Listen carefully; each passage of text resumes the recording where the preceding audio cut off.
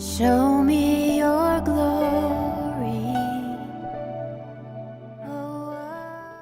우리가 복음을 전할 때에, 그리고 사람들과 우리 하나님에 대해서 얘기를 할 때에 항상 사람들의 입장, 사람들의 견해, 사람들의 생각이라고 하는 것과 우리가 전하고자 하는 하나님의 내용이 충돌할 수밖에 없음을 발견하게 돼요. 왜냐하면 하나님이라고 하는 존재, 그리고 하나님께서 우리를 사랑하셔서 예수 그리스도를 보내주셔서 보이지 않는 세상을 보게 하시고 이 땅이 아니라 하늘을 바라보면서 살게 하기를 원하신다라고 하는 이 개념이 사람들에게는 신선할 수밖에 없고, 또 어떤 사람에게는 우스운 것일 수밖에 없는 이런 것이기 때문에 그래요. 그래서 사람들과 함께 하나님에 대해서 얘기를 할 때는 우리의 입장에서 우리의 생각을 얘기하는 것이 아니라 그들의 눈높이에 맞춰서 그들이 어떤 것에 관심이 있고 그들이 무엇을 필요로 하는가, 무엇을 갈급해 하는가라고 하는 그 상황에 맞추어서 우리의 하나님을 전할 수 있어야 된다고 하는 거죠. 그것이 상황화라는 거예요. 항상 우리가 복음을 전할 때는 그냥 복음 그 자체를 무조건적으로 전하는 것이 아니라 그 사람들이 가장 받아들이기 쉬운, 그리고 그들이 가장 간지러운 포인트를 긁어주면서 말씀을 전할 수 있어야 된다는 거죠. 한 영혼을 건진다는 것은 결코 쉬운 것이 아니거든요. 바로 오늘은 그 상황화라고 하는 것을 가장 잘 나타내주고 있는 성경 말씀들 중에 하나인 것입니다. 그래서 그것에 대해서 더욱더 한 절 한 절 봐가면서 구체적으로 다룰 수 있도록 그렇게 하겠습니다. 자, 사도 바울의 2차 전도 여행을 다시 한번 리뷰할게요. 사도 바울은 예루살렘 공의회에서 이방인들이 하나님을 믿을 때 율법을 굳이 지키지 않아도 된다, 할례를 받지 않아도 된다라고 하는 교서를 가지고 그걸 시리아 교회들, 그리고 또 길리기아에 있는 교회들, 자신이 예전에 개척했던 교회들에게 쭉 반포를 해주고 난 다음에 1차 선교 여행지를 역순으로 돌아간다고 그랬죠. 그래서 더베, 루스트라, 이고니온, 안디옥 이런 1차 선교 여행 때 세웠던 교회들을 돌아본 다음에 소아시아 지방에 복음을 전하고자 했다고 했어요. 그런데 소아시아 지방에서 복음의 길이 막히고 또 북쪽으로 올라가서 갈라디아 지방으로 가는 것, 이것도 복음이 막혔다고 그랬어요. 복음의 길이 막히다 보니까 드로아라고 하는 지방에 가서 기도를 하고 있었고, 기도 중에 이제 하나님께서 환상을 보여주셔서 마게도냐로 올라갔다고 그랬죠. 그래서 네아폴리 항에 도착해서 빌립보로 가서 빌립보 교회를 개척하고 암비볼리, 아볼로니아를 거쳐서 데살로니아 가서 복음을 이제 전하게 되는 겁니다. 근데 데살로니가에서 복음을 사람들이 받아들였지만 이것에 핍박을 가하는 유대인들이 있었어요. 그래서 이 유대인들이 죽이려 들었기 때문에 할 수 없이 이제 피신을 할 수밖에 없었죠. 그래서 베레아로 피신을 하게 됩니다. 베레아에 있는 사람들이 신사적이어서 너그러운 마음과 또 간절한 마음이 있었기 때문에 하나님을 잘 받아들였지만 데살로니가에 있는 유대인들이 여기까지도 쫓아온 거죠. 그래서 사도 바울은 베레아에 머물고 싶었지만 더 머물지를 못하고 디모데하고 실라만 여기에 남겨두고 이들에게 베레아 성도들을 이제 어느 정도 양육하라고 남겨둔 채 아덴으로 가게 되는 겁니다. 그래서 지금 아덴에는 사도 바울 혼자 와 있는 이런 상태인 거죠. 그리고 이후에 이제 고린도, 갱그리아를 거쳐서 에베소로 건너가서 복음을 전하고 마지막으로 이제 가이사랴로 돌아오는 그런 여정을 2차 선교 여행이라고 그랬어요. 아덴에서 벌어지고 있는 일이 오늘 본문의 일인 것입니다. 16절 보시면 바울이 아덴에서 그들을 기다리다가 그 성에 우상이 가득한 것을 보고 마음에 격분하여, 회당에서는 유대인과 경건한 사람들과 또 장터에서는 날마다 만나는 사람들과 변론하니, 이렇게 나와 있어요. 아덴에 도착했는데 이 아덴은 우상 덩어리였습니다. 헬레니즘 문화가 가장 성행했고 여기 사람들은 아주 자부심이 가득했었어요. 철학의 중심지, 이게 이제 아테네거든요. 아덴이 그런 곳이기 때문에 각종 철학들과 사상들이 난무하는 곳이고 헬라 신들의 그 신상들이 다 새겨져 있는, 가는 곳마다 어떤 신을 섬기고 있는 이러한 곳이 바로 아테네였던 거예요. 우상들이 너무 가득 차 있으니까 바울이 이것을 견딜 수가 없었던 거죠. 바울은 하나님의 성령으로 충만한 사람이었기 때문에 하나님을 배신하고 하나님을 거역하는 것을 보면 그것에 대한 부담감이 엄청난 이런 사람이었는데, 여기는 특별히 우상들을 섬기고 있는 이런 곳이었다는 거죠. 그러니까 마음이 격분할 수밖에 없다는 것이죠. 하나님께서는 우상 숭배를 가장 싫어하시거든요. 그래서 10계명 중에서도 첫 번째 계명이 하나님만 섬기라는 것이고, 두 번째 계명이 형상을 만들어서 그것에 절하지 말라는 것이었잖아요. 그러니까 첫 번째, 두 번째가 우상에 관한 것이란 말이죠. 왜 하나님께서는 이렇게 우상에 대해서 격렬하게 싫어하는 이런 것들을 표방을 하셨던 것일까요? 왜냐하면 하나님이 창조주시고 하나님이 이 세상을 이끌어가는 역사주시란 말이죠. 하나님이 모든 것들의 근원이고 하나님이 모든 것들의 아버지란 말이죠. 그런데 그 하나님을 버려버리고 다른 것들을 섬기는 겁니다. 하나님이 피조물들을 다 만들고 난 다음에 피조물들의 관리자로서 사람을 세웠단 말이죠. 그럼 피조물들을 관리하는 역할로서의 사람은 피조물들을 다스려야 되는 건가요? 피조물들에게 다스림을 받아야 되는 건가요? 피조물들을 다스려야 되는 사람이 피조물들에게 절을 하고 있단 말이죠. 사람은 하나님의 대리 통치자로서 이 땅에 세워졌단 말이에요. 그러면 사람이 대리 통치자로 세워졌기 때문에 땅에 있는 모든 것들을 경배하고 숭배하는 대상으로 보는 것이 아니라 다스려야 된단 말이에요. 근데 죄가 사람에게 들어오면서 하나님을 섬겨야 될 사람이 하나님을 섬기지 않고 피조물들을 대신 섬겨버리고 있다는 말이죠. 그러니까 여기에서 하극상이 일어나는 겁니다. 사람은 하나님에게 대적을 해버리고 피조물들은 사람에게 대적을 해버리는 이런 상황이 돼버린 거죠. 하나님은 없어져 버리고 피조물, 그 밑에 사람, 이런 식으로 돼버린 거예요. 그러니까 하나님께서 답답하고 분노할 수밖에 없으신 것이죠. 하나님의 영광을 썩어질 금수와 버러지의 형상으로 뒤집어서 바꿔버렸거든요. 죽어서 없어질 짐승들로 바꿔버릴 뿐만 아니라 심지어는 파리, 이, 뭐 이런 것들까지 섬겼잖아요. 그러니까 얼마나 우스꽝스러워요. 사람이 어디 섬길 게 없어서 개구리, 파리, 이 이런 거 섬기고 있어요. 그러니까 하나님께서 이것을 보고 분노하실 수밖에 없다는 겁니다. 하나님의 성령님을 속에 충만하게 채우고 있는 바울 역시 하나님을 대신해서 마음의 격분이 일어날 수밖에 없다는 거죠. 그래서 회당에서 유대인들과 경건한 사람들, 구약의 하나님을 믿는 사람들이죠. 이 사람들과 함께 논쟁을 벌이는 거예요. 그리고 장터에서 날마다 만나는 사람들과 변론을 하게 되는 거죠. 너희의 신앙의 대상은 우상들이 아니고 미신이 아니고 하나님이다. 한낱 피조물들이 너희들이 믿어야 될 대상이 아니라 창조주 하나님이 너희가 믿어야 될 대상이다. 라고 이제 설파를 하고 다니는 겁니다. 18절에 보시면 어떤 에피쿠로스와 스토아 철학자들도, 여러분 에피쿠로스 학파 스토아 철학자 들어보셨죠? 윤리 시간에 많이 들어보셨을 텐데 장구하게 이것에 대해 이제 설명할 시간은 없고, 이 사람들이 바울과 쟁론을 하는 겁니다. 그래서 어떤 사람은 이르되 이 말쟁이가 무슨 말을 하고자 하느냐 하고, 어떤 사람은 이르되 이방신들을 전하는 사람인가 보다 하니 이는 바울이 예수와 부활을 전하기 때문이라. 바울의 전파하고자 하는 메시지는 정확히 예수와 부활이었어요. 그러니까 회당에서 논쟁을 유대인들과 벌리고 경건한 사람들과 벌리는 겁니다. 창조주 하나님에서만 머무는 것이 아니라 창조주 하나님께서 구원을 위해서 구원의 길을 내주셨다는 거예요. 그게 예수님이죠. 예수님이 구원하시기 위해서 우리를 대신해서 죽으셨다. 그리고 부활하셨다.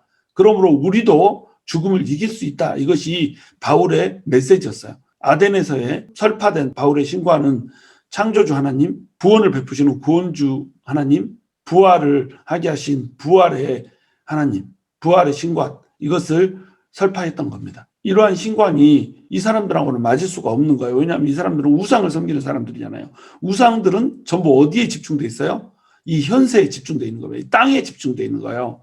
땅에서 얼마나 잘 살지, 땅에서 전쟁에서 이길지, 땅에서 더 풍요를 누릴지, 땅에서 더 쾌락을 누리며 살지. 에피쿠로스 학파가 추구하는 게 쾌락이었잖아요. 이 세상 행복하고 탐닉하면서 살면 된다. 이런 식으로 생각했잖아요. 전부 이것에 관심이 있었단 말이죠. 그런데 사도 바울은 지금 창조주 하나님에 대해서 얘기하고 있고, 구원에 대해서 얘기하고 있고, 부활에 대해서 얘기하고 있단 말이에요. 지금 이 땅에서의 삶 이후의 삶에 대해서 얘기를 하고 있다는 겁니다. 그러니까 신기한 거죠. 그리고 또 어떤 측면에서는 미련하게 느껴지는 겁니다. 그래서 쟁론할 때 사도 바울을 뭐라고 부르냐면 말쟁이라고 부르는 거예요. 이 말쟁이라고 하는 말은 말을 잘한다는 뜻이 아니에요. 스페르몰로고스라고 하는 말입니다. 참새처럼 곡식을 쪼아먹는 새를 말하는 것이 바로 말쟁이라고 하는 것의 뜻이었어요. 원래 뜻이 이겁니다. 그런데 이것이 나중에 쓰레기를 주워 모으는 사람이라는 뜻으로 바뀌게 돼요. 곡식을 새들이 쪼아먹을 때 어때요? 두리번 하면서 막 쭉쭉쭉 이러고 쪼아먹고 다니잖아요. 쓰레기를 주는 사람도 쭉쭉쭉 이렇게 주니까 이런 식으로 뜻이 변한 거죠. 그런데 쓰레기를 주워 모으듯이 이 사상 저 사상들을 주워 듣고 그것을 자기 것이냐 도용하는 사람들이 있었던 거예요. 이런 사람들은 깊이가 있겠어요, 없겠어요? 당연히 깊이가 떨어지죠. 남의 것을 주워들어서 자기 걸로 만들었으니까. 그래서 말쟁이라고 하는 뜻은 사상을 주워듣고 도용하는 자라고 하는 뜻으로 쓰였던 겁니다. 그것이 이제 더 진행되면서 떠벌이 사기꾼, 말을 떠벌 하는데 들을 만한 가치는 없고 그 속에 지혜나 진리는 찾을 수 없는 그냥 말만 번지르하게 잘하는데 논리와 체계는 전혀 형편없는 이런 사람을 가르치는 말이 바로 스페르몰로고스라고 하는 말이에요. 그래서 말쟁이라고 부르는 거죠. 바울을 철저히 조롱하는 거죠. 어떤 사람들은 이방 신들을 전하는 사람인가 보다 이렇게 생각을 했던 거예요. 아테네는 워낙 많은 우상들을 섬겼잖아요. 그리고 미신에 대한 이런 섬김이 많았던 곳이기 때문에 이곳저곳에서 사방 각지에서 사람들이 들어와가지고 자기의 신들을 막 전하는 거예요. 우리 신은 이렇다, 우리 신은 이렇다 막 이러면서 신들에 대한 경론장이 되는 겁니다. 그래서 이 사람들은 예수님에 대해서 전하니까 바울이 이방 신을 전하는 건가 보다 이렇게 생각을 했던 거예요.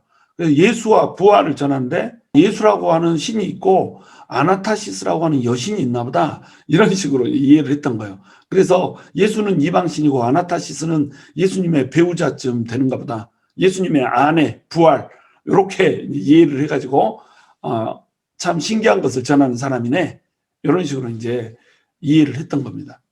이들은 결코 복음을 받아들일 수 있는 머리가 안 되는 거죠. 머리가 딸리는 겁니다. 왜냐하면 이 사람들은 늘상 철학을 연구하는 사람이고 사상을 연구하는 사람이기 때문에 가장 지혜롭고 가장 똑똑한 사람들이에요.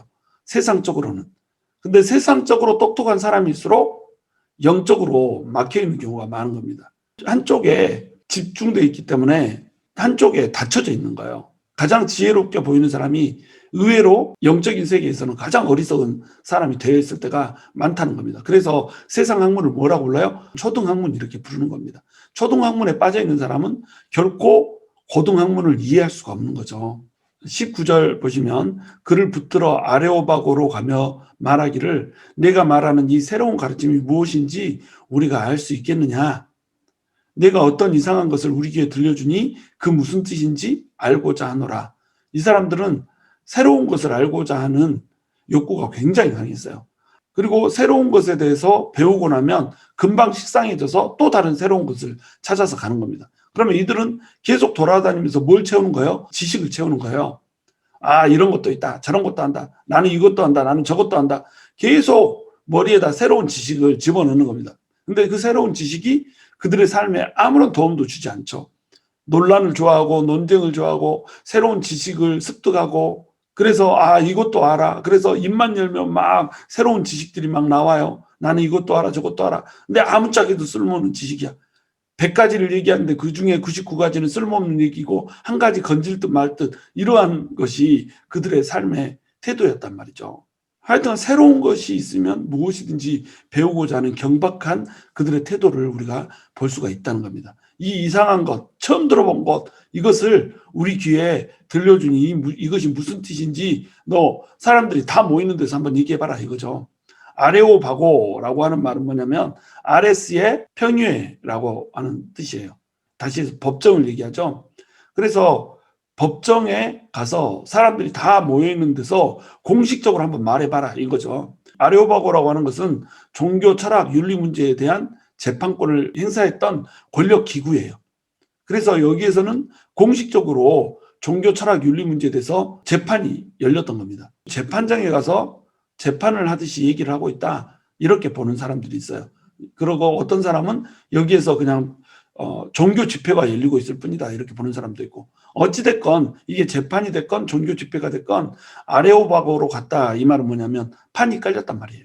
지나가는 사람들을 붙들고 한 사람 두 사람하고 논쟁하는 것이 아니라 모든 사람들이 모여있는 그 자리에서 단에 서가지고 자기가 전하는 것을 전할 기회가 생겨난 겁니다. 하나님의 말씀을 전할 수만 있다면 이게 재판이 됐건 종교 집회가 됐건 그게 무슨 상관이에요.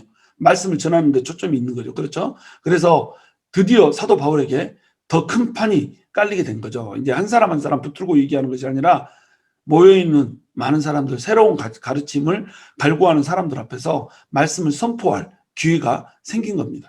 21절, 모든 아덴 사람과 거기서 나그네 된 외국인들이 가장 새로운 것을 말하고 듣는 것 이외에는 달리 시간을 쓰지 않음이더라.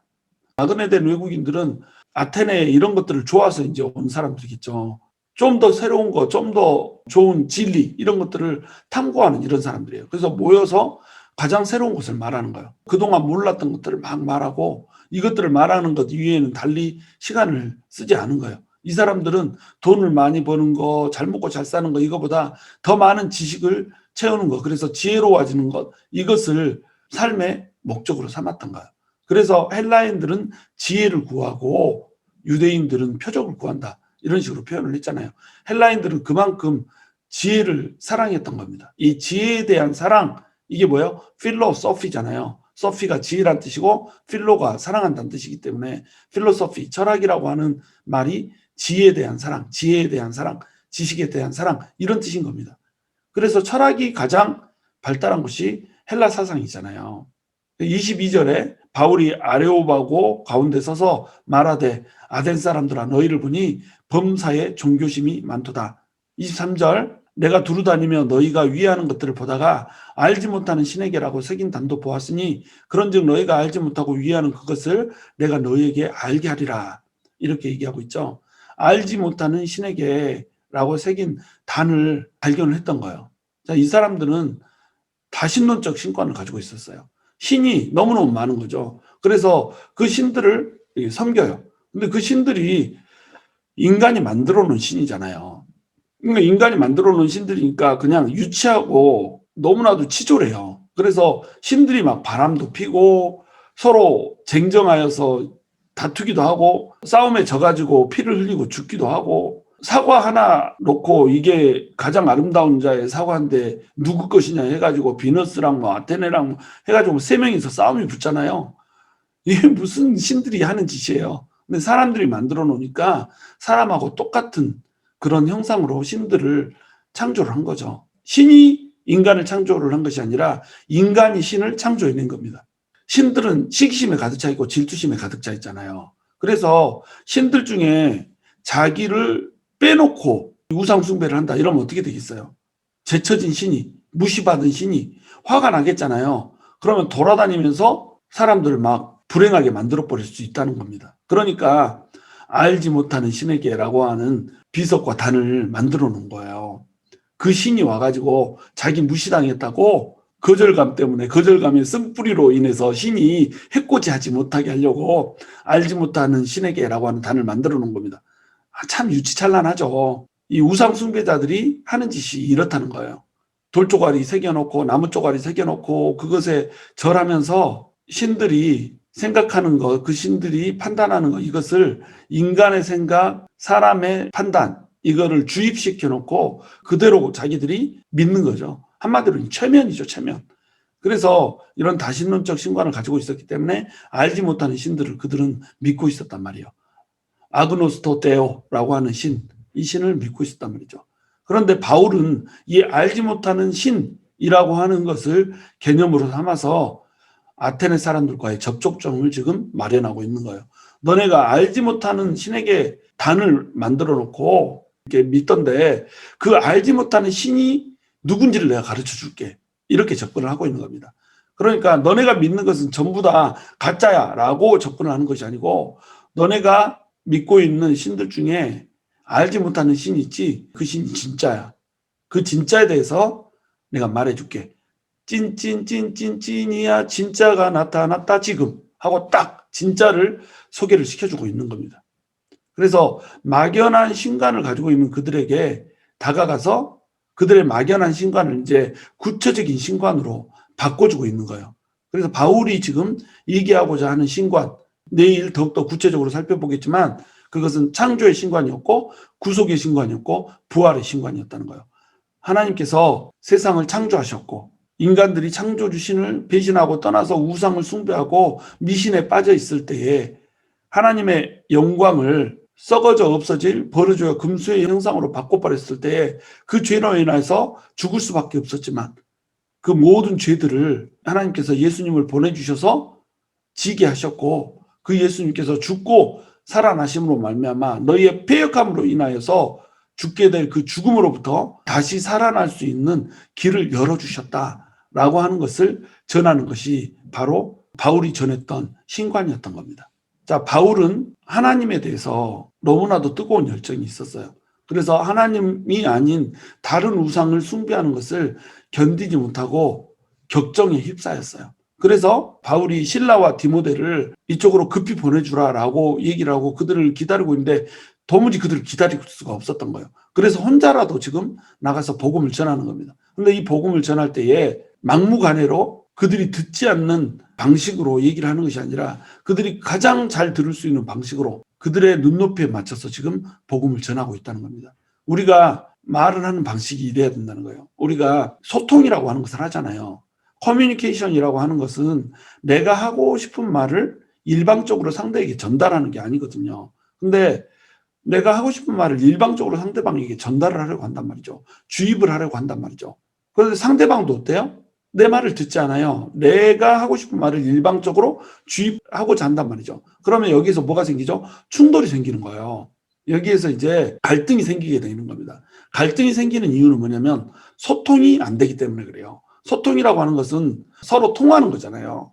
말이 들어가고 나오는 것이 나한테도 들어오고 그래서 왔다 갔다 해야 된단 말이죠. 그런데 서로 내 걸 주고 상대방은 또 나한테 자기 걸 주고 이렇게 된단 말이죠. 그러니까 말이 안 통하는 거예요. 그래서 갈등이 생겨요. 근데 이 갈등을 해소할 때도 또 어떻게 해요? 또 똑같이 내가 하고 싶은 말을 하고 상대방이 하고 싶은 말을 또 하고 이렇게 자기 하고 싶은 말을 막 한단 말이에요. 이쪽에서는 하는데 저쪽에서는 하고 이쪽에서는 다 하는데 저쪽에서는 두두두두 하고 이러니까 그냥 다두 이렇게 가지고 갈등만 계속 증폭이 되는 겁니다. 이런 식으로 소통을 하면 안 된다는 거예요. 소통은 그 사람의 눈높이에 맞춰서 그 사람이 어떤 생각을 할까, 그 사람이 불편해하는 것은 무엇일까, 그 사람이 원하는 것은 무엇일까, 이 눈높이에 맞춰서 소통을 하는 겁니다. 그러면 복음을 전하는 것, 이것은 소통이거든요.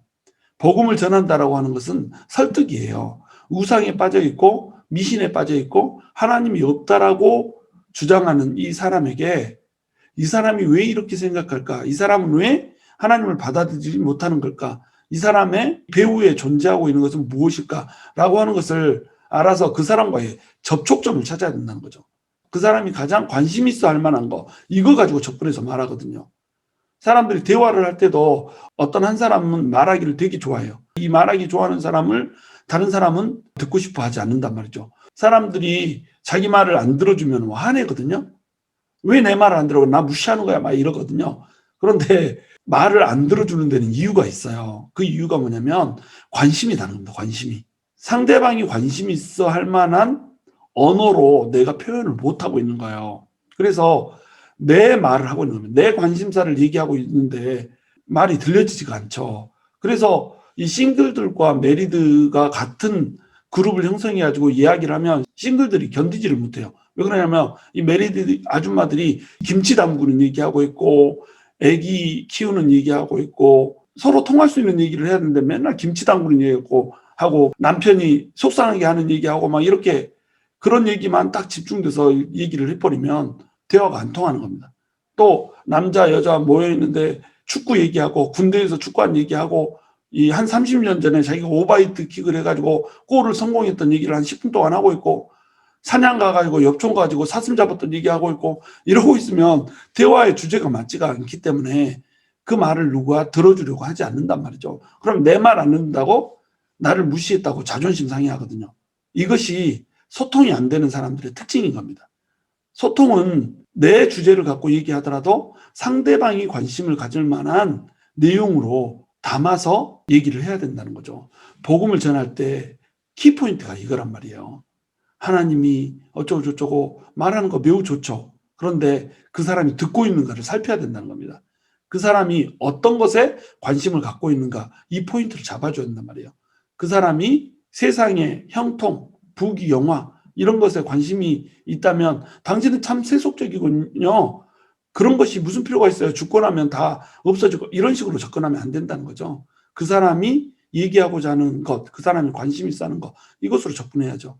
어떤 사람이 병에 걸려 있어서 질병이 있으면 그 질병 때문에 고통받고 있는 그 사람의 마음을 헤아리면서 그것을 치유해 주시는 하나님으로 접근을 해야 될 거 아니에요. 어떤 사람이 무속신앙에 관심이 있고 취향이 있으면 그것으로 접근을 해서 얘기를 해야 될 거 아니에요. 어떤 사람이 과학에 관심이 있고 어떤 진화론이나 이런 것 때문에 빠져 있으면 창조론 쪽 관점으로 가서 얘기를 해줘야 될 거 아니에요.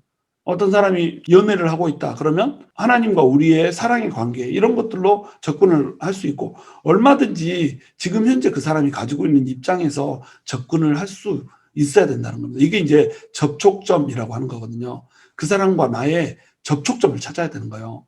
그 사람이 관심이 있어 하는 부분에 내가 다가가서 이렇게 손가락과 손가락이 닿듯이 baby one more time 이게 돼야 된단 말이죠. 이렇게 접촉점을 찾아야 된다. 그 다음에 상황화가 돼야 된다는 거예요. 그 사람의 상황에 맞게 그 사람의 언어로 얘기를 해야 된단 말이죠. 이걸 이제 영어로는 contextualization 이렇게 하는데 컨텍스트를 그 사람에게 맞게 전하는 겁니다. 무조건 내 얘기를 한다고 해서 그 사람이 듣지 않는단 말이죠. 들려지게 말하라는 거예요. 그럼 우리가 복음을 전할 때에 늘 그 사람의 눈높이가 어떤 것인지 그 사람이 원하는 것이 무엇인지 그 사람이 추구하는 것이 무엇인지 이것을 보면서 우리가 얘기를 해야 된다는 거예요. 그러려면 우리가 뭘 가져야 될까요? 관심을 가져야 되는 겁니다. 영혼들을 우리가 사랑하잖아요. 그러면 영혼들에 대해서 관심 있게 살펴봐야 돼요. 이 사람은 뭘 사랑하는 사람이지? 이 사람은 뭘 좋아하는 사람이지? 어떻게 얘기할 때 듣는 사람이지? 관심 있게 그 사람을 유심히 관찰하지 않으면 그 사람이 하는 얘기를 쭉 들으면서 그 사람이 무엇에 꽂혀 있는지를 우리가 발견하지 못하면 결코 그 영혼을 건질 수가 없다는 거예요. 마찬가지로 우리가 소통을 할 때도 이런 식으로 소통을 해야 된다는 겁니다. 그 사람이 화가 나 있는 이유는 뭐지? 그 사람이 왜 나는 화나지 않는 포인트에서 이 사람은 화가 나는 거지? 왜 나에 대해서 불편한 생각을 가지고 있는 거지? 이 사람의 사고의 근처에는 뭐가 있는 거지? 이 사람의 입장은 뭘까? 라고 하는 것을 생각하면서 접근을 해야지 갈등이 없어지는 거죠. 근데 막무가내로 내 생각만 하면서 갈등을 증폭시키는 사람이 있거든요. 이런 사람은 크리스찬의 옷이 맞지 않는 사람인 거예요. 그리스도인들은 할 수 있거든 모든 사람과 화평하는 거거든요. 물론 악한 자와 함께 멍에를 쥐고 뭐 이런 것은 아니지만 될 수 있다면 상대방이 아주 악한 자가 아니라고 한다면 화평하는 거 이게 그리스도인이거든요. 그리고 믿는 사람에게 특별히 잘해야 되는 거 이게 그리스도인이거든요. 이게 되려면 어떻게 해야 되죠? 그 사람이 무엇을 원하는지 그 사람이 관심의 초점은 무엇인지 왜 그 사람은 지금 이러한 일로 상처를 받을 수밖에 없는지 왜 분개하고 화낼 수밖에 없는지 그 사람은 왜 그렇게 일그러진 태도로 모든 것에 짜증내고 화내고 뾰족하게 이렇게 다가올 수밖에 없는지 그 사람의 삶의 배경을 좀 보란 말이죠. 그러면 그 사람의 아픔을 알 수가 있어요. 왜 그 사람이 그렇게 행동할 수밖에 없는지 그 사람의 입장이 보이고 그 사람의 고통이 보인단 말이에요. 아파하는 사람, 고통 있는 사람, 어려서부터 계속 상처가 있는 사람 그래서 그 상처가 응어리져서 지금 뾰족함으로 나오고 있는데 그 뾰족함을 뾰족하다고 쳐내고 정죄하고 이렇게만 될 수 있겠어요? 그렇지 않다는 거죠. 그 사람을 이해하면 그 사람이 왜 그런지를 알고 나면 그 사람의 뾰족함도 품어지는 겁니다. 그래서 뾰족하구나. 그래서 이런 식으로 행동하는구나. 그래 내가 품어줄게. 찔리더라도 내가 안아줄게. 내가 네 상처 때문에 난 그 옹이 제거해 줄게.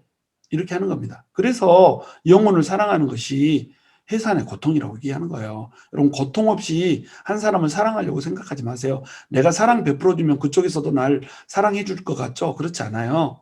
사람들은 아주 어려서부터 고정되어 온 상처가 있고 쓴뿌리가 있기 때문에 내가 사랑해줘도 그것을 받으면서도 찔러버리는 이런 태도를 취할 때가 너무 많아요. 그럼 찔리면 우리는 찔렀어 그리고 더 큰 걸로 찔러버리거든요. 그러면 안 된다는 거죠. 그리스도인은 찔림은 왜 그 사람이 찔렀을까? 그 사람이 찔릴 수밖에 없는 배경은 무엇일까? 이거 봐주는 겁니다. 그래서 찔림을 당하더라도 그 사람이 가지고 있는 가시와 옹이들을 제거해 주는 것, 이것이 크리스찬의 태도죠. 이러한 품성을 가졌을 때, 이러한 너그러움과 넉넉함을 가졌을 때 우리가 영혼을 건지고 또 영혼을 치유할 수 있는 사람이 되는 겁니다. 이왕 예수 믿는데 우리가 치유자로 서면 좋잖아요. 이왕 예수 믿는데 우리가 상처 입은 치유자가 되어서 많은 사람들을 예수님께 더돌리고 또 많은 사람들을 품어주고 많은 사람들을 사랑해주고 많은 사람들을 치유해주고 회복해줄 수 있으면 좋잖아요. 그것을 위해서 기꺼이 찔리는 것도 감수할 수 있어야 그것이 진정한 크리스찬이라는 거죠. 저와 여러분이 그러한 사람이 될 수 있게 되기를 주님의 이름으로 축원합니다.